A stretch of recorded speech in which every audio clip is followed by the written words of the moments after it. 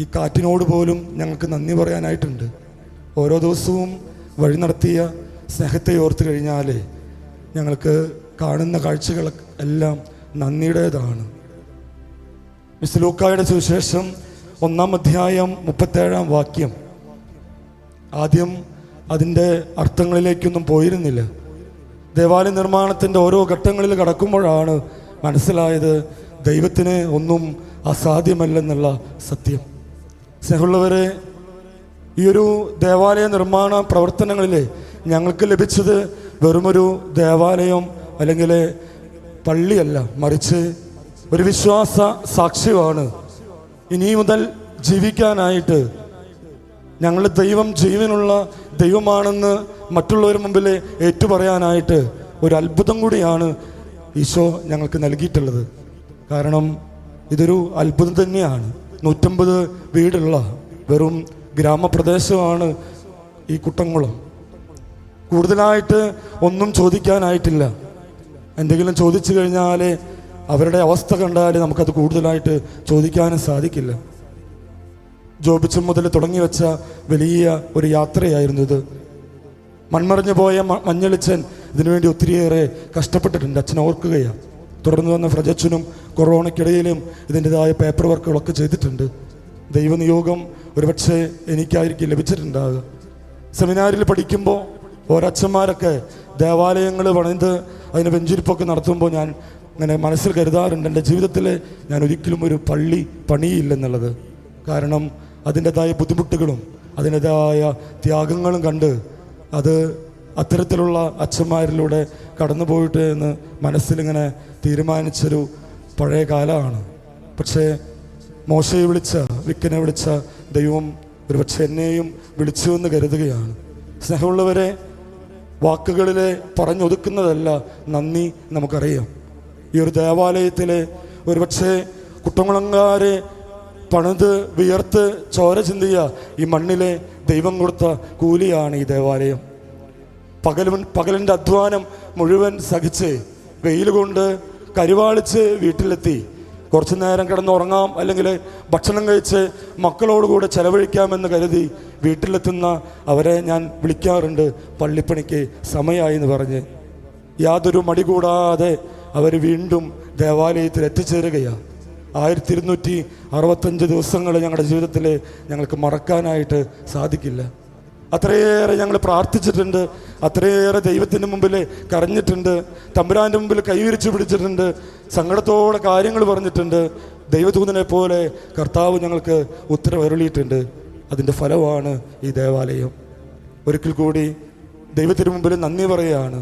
ഇവിടുത്തെ അപ്പച്ചന്മാർ പറയും, നിലയിട്ട് മുകളിലെത്തുമ്പോൾ അവസാനത്തെ പൈപ്പ് മുകളിലേക്ക് നിൽക്കും.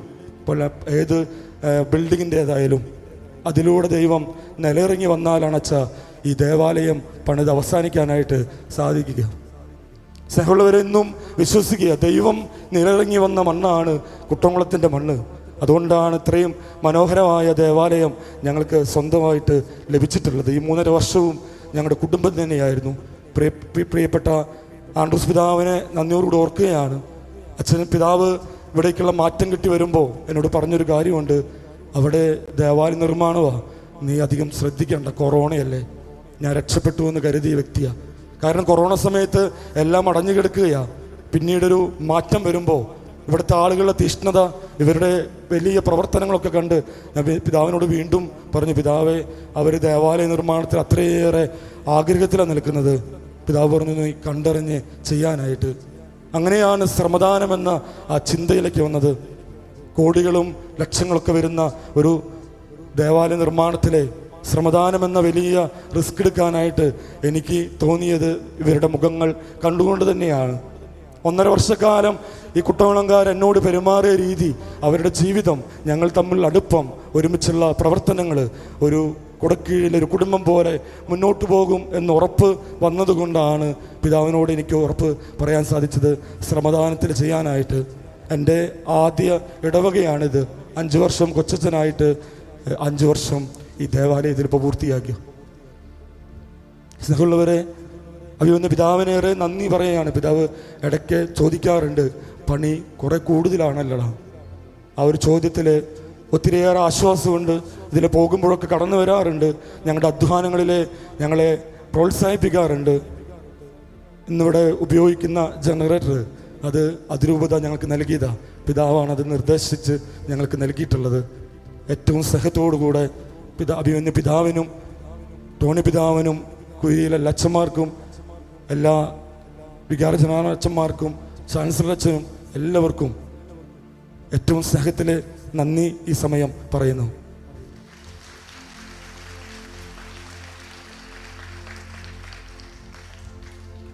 ഒത്തിരി എനിക്കറിയില്ലെല്ലാം പറയാൻ സാധിക്കുന്നു.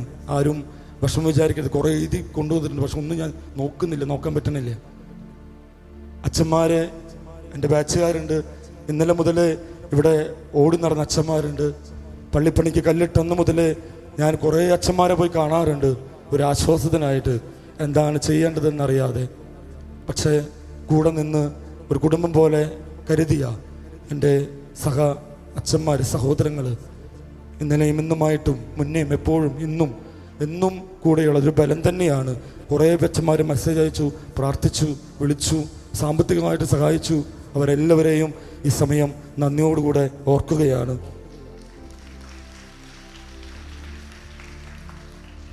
ഇന്ന് അൽത്താരയിലുള്ള അച്ഛന്മാരെ അവരുമായിട്ട് ഒരുപാട് ബന്ധമുള്ളതാണ്. സ്നേഹം നിറഞ്ഞ ജോബിച്ചൻ ഈ ദേവാലയത്തിലെ ആദ്യ വികാരിയാണ്. സ്നേഹം നിറഞ്ഞ ജയ്സനച്ഛൻ ഞങ്ങളുടെ ഫൊറോന വികാരിച്ചനാണ്. എൻ്റെ പഴയ ഇടവക വികാരിച്ചനും കൂടിയായിരുന്നു. സേവിപുത്തിരച്ഛൻ ഈ ഇടവകയിലെ ഓരോരോ അച്ഛനാണ്. മൂന്നച്ഛന്മാരെയും അവരുടെ ഈ സാന്നിധ്യത്തേറെ നന്ദിയോടുകൂടെ ഓർക്കുന്നു. ഇവിടെ വേഗം കാര്യങ്ങളിലേക്ക് അച്ഛൻ കിടക്കുകയാണ്. കട്ടപ്പണി മുതൽ തേപ്പ് പണി, കട്ടപ്പണിയാനായിട്ട് ആകെ 8 പേരെ ഈ ഇടവകയിലുള്ളൂ. 150 വീട്ടിൽ 8 പേരാണ് ഇത് മുഴുവൻ കട്ട കെട്ടി തേച്ചിട്ടുള്ളത്. അച്ഛൻ പറഞ്ഞത് ഇത് അത്ഭുതമാണെന്ന്. വൈകുന്നേരങ്ങളിൽ നിലമുകളിലൊക്കെ നടന്ന് സാഹസികമായും തമ്പുരാൻ്റെ സംരക്ഷണത്തിലെ ഓരോ കല്ലും വലിച്ചു കയറ്റി ഈ അമ്മമാരൊക്കെ കഷ്ടപ്പെട്ടതിൻ്റെ കണക്കുകൾ നോക്കുമ്പോൾ അതിനൊന്നും നന്ദി പറഞ്ഞാൽ മതിയാകില്ലെന്ന് അച്ഛൻ അറിയാം. പക്ഷേ കട്ടപ്പണിക്കാരും ഈ ദേവാലയത്തിൻ്റെ ട്രസ് 5 മാസം വെൽഡ് ചെയ്ത് അത് ഒരുമിച്ച് 1 ടണ്ണൊക്കെയാണ് ഭാരം, 10-20 പേര് ഒരുമിച്ച് ചുമന്ന് മുകളിലേക്ക് കയറ്റി അതിൻ്റെ ചെലവ് ചുരുക്കാനായിട്ട് കൂടെ നിന്നവർ എന്നും ഉച്ച കഴിഞ്ഞാൽ വന്ന് മണൽ വാരാനും വെള്ളം നിറയ്ക്കാനും ഭക്ഷണം വയ്ക്കാനും കൂടെ നിന്ന കുറേ അമ്മച്ചിമാരുണ്ട്, കുഞ്ഞുമക്കളുണ്ട്. പെയിൻറ്റിങ്, വെൽഡിങ്, ടൈൽസ് പണി, ഈ ദേവാലയമൊക്കെ നിങ്ങൾ ഇരിക്കുന്നിടം ഇവിടുത്തെ ആളുകൾ പണിത ഇടമാണ്. എല്ലാവരെയും നന്ദിയോടുകൂടെ ഓർക്കുകയാണ്. ഇനി പേര് പറഞ്ഞ് നന്ദി പറയേണ്ട വ്യക്തികളാണ്, പക്ഷേ എല്ലാ പള്ളിയിൽ പറഞ്ഞിട്ടുള്ളതാണ്. ഇവിടെ പറഞ്ഞു കഴിഞ്ഞാൽ അത് തീരില്ല. ഈ അൽത്താര ഒരു വ്യക്തി ഞങ്ങൾക്ക് ദാനമായിട്ട് നൽകിയതാണ്. ഈ മുഴുവൻ അൽത്താരയും ഒരിക്കലും പുത്തമ്പള്ളി കുർബാന ചൊല്ലി ആ വ്യാകുലമാതാവിൻ്റെ മുമ്പിൽ നിൽക്കുമ്പോൾ ഒരു കുടുംബം വന്ന് ചോദിച്ചത്, അച്ഛൻ അൽത്താര പണിയാനായിട്ട് എങ്ങനെ ഉദ്ദേശിക്കണേ? ഞാൻ പറഞ്ഞു, ചെറിയൊരു അൽത്താരയാ. ആ കുടുംബമാണ് എനിക്ക് ധൈര്യം തന്നത്. അച്ഛൻ വലിയ അൽത്താര പണിയണം. 15 ലക്ഷം രൂപയാണ് ഈ അൽത്താരയ്ക്ക് വേണ്ടി ഇതുവരെ കാണാത്ത ആ കുടുംബം ഞങ്ങൾക്ക് നൽകിയത്. അവർ പറഞ്ഞൊരു കാര്യമുണ്ട്, എന്നും ഈ അൽത്താരയിൽ ബലിയർപ്പിക്കുമ്പോൾ ഞങ്ങളെ ഓർത്താൽ മാത്രം മതി അച്ഛ എന്നുള്ള ആ വാക്കുകൾ മാത്രമാണ് ഞങ്ങൾക്ക് തിരികെ നൽകാനായിട്ടുള്ളൂ. ഇനി ഇവിടെ നിന്ന് ഇറങ്ങുമ്പോൾ ഇന്ന് നിൽക്കുന്ന ഈ ബേമകളും ബലിപീഠങ്ങളും ഒരു വ്യക്തിയുടെ പറമ്പിലെ മരം മുറിച്ച് നൽകിയതാണ്. ഈ നിൽക്കുന്ന രൂപങ്ങൾ, സക്കറാരി, ഈ ടൈൽസ് തന്നത് ഒരു വ്യക്തി തന്നതാണ്. എല്ലാ ടൈൽസും ഒരു വ്യക്തി തന്നതാണ്. ഇവിടെ ഉപയോഗിച്ചിരിക്കുന്ന മരങ്ങളെല്ലാം പല വ്യക്തികളുടേതാണ്. പുറത്തേക്ക് ഇറങ്ങി കഴിഞ്ഞാൽ ഗ്രോട്ടോ ഒരു കുടുംബം തന്നതാണ്. അവിടെ ഇരിക്കുന്ന മാലാക അതൊരു മറ്റൊരു കുടുംബത്തിൻ്റെയാണ്. ആകാശത്തിരിക്കുന്ന കുരിശ് അതൊരു വേറൊരു കുടുംബത്തിൻ്റെയാണ്. കൊടിമരം അതൊരു മറ്റൊരു കുടുംബത്തിൻ്റെയാണ്. എല്ലാം ഒരുപാട് ആളുകളുടെ സ്നേഹത്തിൻ്റെ ഫലമാണ്. അവരോടൊന്നും നന്ദി പറഞ്ഞാൽ തീർക്കാൻ പറ്റാത്ത കടപ്പാടുണ്ട്. അതൊന്നും ഒരിക്കലും വീട്ടിൽ തീർക്കാനായിട്ട് സാധിക്കില്ലെന്നറിയാം. എന്നിരുന്നാലും ഈ അൽത്താരയിൽ ആദ്യ ബലി അർപ്പിക്കുമ്പോൾ അവരൊക്കെ പറഞ്ഞൊരു കാര്യമാണ്, ഞങ്ങൾക്ക് വേണ്ടി പ്രാർത്ഥിച്ചാൽ മതി. ഈ അൽത്താരയിലെ സഹോദരരെ നിങ്ങളൊക്കെ നന്ദിയോടുകൂടി ഓർക്കുകയാണ്. കുറേയേറെ മനുഷ്യരെ സാമ്പത്തികമായിട്ട് ഞങ്ങളെ സഹായിച്ചു കൊണ്ടിരിക്കുന്നുണ്ട്. ഒരു കുഞ്ഞിന് ശബ്ദവുമില്ല ജന്മന. ആ കുഞ്ഞിൻ്റെ അമ്മ എല്ലാ മാസവും 2000 രൂപ വെച്ച് ഞങ്ങൾക്ക് അയച്ചു തരും. അമ്മ പറഞ്ഞൊരു കാര്യം, അച്ഛാ, ഈ അൾത്താരയിൽ ഒരു കുർബാനയുടെ മധ്യേ എന്നെങ്കിലും എൻ്റെ മകൻ സംസാരിക്കുമെന്ന അമ്മ പറയാറ്. അത്രയേറെ വിശ്വാസത്തോടുകൂടെ അമ്മമാർ നൽകുന്ന, അപ്പച്ചന്മാർ നൽകുന്ന സാമ്പത്തിക കൂട്ടിവെച്ച് നിർമ്മിച്ചതാണ് ഈ ദേവാലയം. ചുറ്റുമുള്ള ഒരുപാട് മക്കൾ, ഞങ്ങളുടെ കുഞ്ഞുമക്കളുടെയൊക്കെ കാശും കൊടുക്കുകളുണ്ട്, കുറേ കാശും കൊടുക്കുകൾ. അതൊക്കെ അവർ കൊണ്ടുവന്ന് അന്ന് പള്ളിക്ക് തരാറുണ്ട്. സ്നേഹമുള്ളവരെ, ഈ നാടിൻ്റെ പ്രത്യേകതയാണ്, ഈ നാട്ടിലേക്ക് വന്നവനാണ് ഞാൻ, ഇവരെന്നെ സ്നേഹിച്ചതാണ്. ഈ നാടിൻ്റെ പ്രത്യേകതയാണ്, ഇവിടെ മനുഷ്യരേ ഉള്ളൂ, വേർതിരിവുകളില്ല. ഒരു ചേട്ടൻ്റെ കടയിൽ വെച്ച 20 തുട്ട് നാണയത്തിൻ്റെ 500 നാണയ തുട്ടുകളാണ് ഒരു ഹൈന്ദവനായ ഒരു മകൻ പള്ളിപ്പണിക്ക് കൊണ്ടുവന്നത്. അച്ഛനിത് എവിടെ നോക്കിയാലും സാക്ഷ്യങ്ങളാണ്, കണ്ണെടുക്കാനായിട്ട് സാധിക്കില്ല. അങ്ങനെയുള്ളൊരു ദേവാലയമാണിത്. ഇവിടുത്തെ ഒരു കുഞ്ഞുമക്കളുണ്ട്, അവരെ ഒരു ക്ലബ്ബാണത്, ഒരു അമ്പലത്തിൻ്റെ പരിപാടികൾ നടത്തുന്ന ക്ലബ്ബാണ്. കഴിഞ്ഞ വർഷത്തെ അവരുടെ പ്രതിഷ്ഠ, അമ്പലത്തിലെ പ്രതിഷ്ഠ ഈ പൂരത്തിൻ്റെ നോട്ടീസിൽ അവർ വെച്ചത് ഞങ്ങളുടെ പള്ളിയുടെ ഫോട്ടോയാണ്. അതിനടിയിൽ പള്ളിയുടെ QR കോഡാണ് വെച്ചത്. അവർ വെച്ച വാക്കുകളാണ് ഞാൻ പറയാനായിട്ട് ഓർക്കുന്നത്. ദൈവത്തിന് വേണ്ടി ആലയം പണിയാൻ, ഈശോയ്ക്ക് വേണ്ടി ആലയം പണിയാനായിട്ട് കുട്ടംകുളംകാർക്ക് നമുക്ക് സംഭാവന ചെയ്യാം. ഒരു ഹൈന്ദവ വിശ്വാസത്തിൻ്റെ നോട്ടീസിൽ കുട്ടംകുളം ഇടവക കയറിയിട്ടുണ്ടെങ്കിൽ സ്നേഹമുള്ളവർ, ഇതൊരു വിശ്വാസത്തിൻ്റെയും കൂടിയും പൂർത്തീകരണമാണെന്ന് വിശ്വസിക്കുക. അതാ പറഞ്ഞത്, വെറുമൊരു ദേവാലയമല്ല ഇവിടെ ഉയർന്നിട്ടുള്ളത്, ഇത് മഹത്തായ ദേവാലയമാണ്. ഒത്തിരിയേറെ നന്ദി പറഞ്ഞാൽ നീണ്ടുപോകും. ഈ അൾത്താര, സീലിംഗ്, ഞങ്ങൾക്കൊരു എഞ്ചിനീയർ ഉണ്ട്, ഒരു കോൺട്രാക്ടർ ഉണ്ട്, അങ്ങനെ തുടങ്ങി ആശാര്യമാർ, ഇതൊക്കെ പണിത് തന്ന എല്ലാവരെയും ഏറെ നന്ദിയോടെ ഓർക്കുകയാണ്. ഇടവകയിലെല്ലാ ജനങ്ങളെയും അവരുടെ സ്നേഹത്തെയും ഇതിനുവേണ്ടി കൂടെ നിന്ന കൈക്കാരന്മാർ, സംഘടനകൾ, ഞങ്ങളുടെ കപ്പ്യാർ ചേട്ടൻ, സിസ്റ്റേഴ്സുകാർ അപ്പകൽ ഓടി നടന്നിട്ടുണ്ട്. പലപ്പോഴും ശ്രമദാനത്തിനായിട്ട് ഈ 3.5 വർഷവും ഓടിയെത്തിയ ആളുകളുണ്ട്. അവരൊന്നും പറയുമ്പോൾ അത് വലിയ സംഖ്യ, 100ഓളം 200ഓളമൊക്കെ വരുന്ന സംഖ്യ, പേര് പറഞ്ഞ് നന്ദി പറയാനായിട്ട് എനിക്കൊരിക്കലും സാധിക്കില്ല. അതുകൊണ്ട് എല്ലാവരെയും നന്ദിയോട് ഓർക്കുകയാണ്. അവർക്കെല്ലാവർക്കും വേണ്ടി പ്രാർത്ഥിക്കാനായിട്ട് ഇന്ന് മാത്രമേ അച്ഛന് പറയാനായിട്ടുള്ളൂ. ഇവിടുത്തെ ഓരോ മക്കളും നൽകിയ സംഭാവനകൾ, അവരുടെ മാറ്റിരിപ്പുകൾ, കൈനീട്ടങ്ങൾ, ഇതൊക്കെ ഈ ദേവാലയത്തിൽ കൊണ്ട് അവർ ഈ ദേവാലയത്തിനായിട്ട് നൽകിയിട്ടുണ്ട്. ദൈവത്തിനായിട്ട് ആലയം പണിയാൻ ഇറങ്ങിത്തിരിച്ച ഒരു നാടിൻ്റെ കഥ എന്ന് പറഞ്ഞുകൊണ്ടാണ് ഈ ദേവാലയം നിർമ്മാണം ആരംഭിച്ചത്. ഇന്ന് ഈ കഥ പൂർത്തീകരിക്കുമ്പോൾ ഒരുപാട് സന്തോഷമുണ്ട്. ദൈവത്തിൻ്റെ മുമ്പിൽ നന്ദി പറയാനായിട്ട് എൻ്റെ കൂടെ ഞങ്ങൾ കല്ലിട്ടന്ന് മുതൽ മലയാറ്റൂർ യാത്ര ഞാൻ പോകാറുണ്ട്. 45 പ്രാവശ്യം മലയാറ്റൂർ പോയത്. ആ ത്യാഗത്തിന് ദൈവം തന്ന വിലയാണ്. എൻ്റെ കൂടെ നടന്നു വന്ന ഒത്തിരി ചേട്ടന്മാരുണ്ട്. ഞങ്ങൾ 3 വർഷം മലയാറ്റൂർക്ക് നടന്നു പോയിട്ടുണ്ട്, ഒരു 10ഓളം പേര്. അവരുടെ ലക്ഷ്യവും മലയാറ്റൂർക്ക് പോകുമ്പോൾ ലക്ഷ്യവും ഈ ദേവാലയമായിരുന്നു. ദുഃഖ വെള്ളിയാഴ്ച എടുക്കാൻ പറ്റാത്ത കുരിശ് ഞങ്ങളുടെ മക്കളെ ചുമന്നിട്ടുണ്ട്.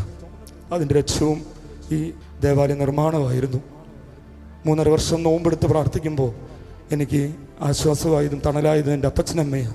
അവരും നോമ്പെടുത്ത് ഈ ദേവാലയ നിർമ്മാണത്തിൻ്റെ കൂടെ നിന്ന് മകന് വേണ്ടി പ്രാർത്ഥിച്ചതിൻ്റെ ഫലമാണ് ഇത്തരത്തിൽ ഇത് പൂർത്തീകരിക്കാനായിട്ട് സാധിക്കുക എന്ന് ഉറച്ചു വിശ്വസിക്കുക. അങ്ങനെ പേരും നാളും ഊരും അറിയാത്ത ഒത്തിരി മക്കൾ ഞങ്ങൾക്ക് വേണ്ടി പ്രാർത്ഥിച്ചിട്ടുണ്ട്.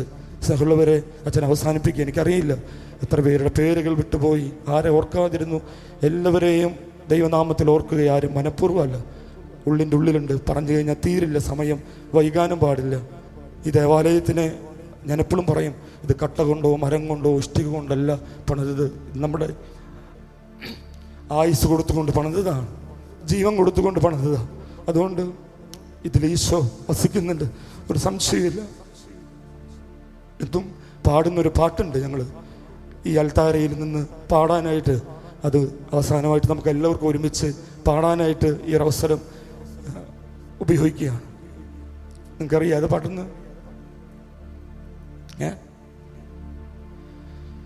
അതിരുകളില്ലാത്ത സ്നേഹം, ദൈവസ്നേഹം, നിത്യസ്നേഹം, അളവുകളില്ലാത്ത സ്നേഹം, ദൈവസ്നേഹം, നിത്യസ്നേഹം.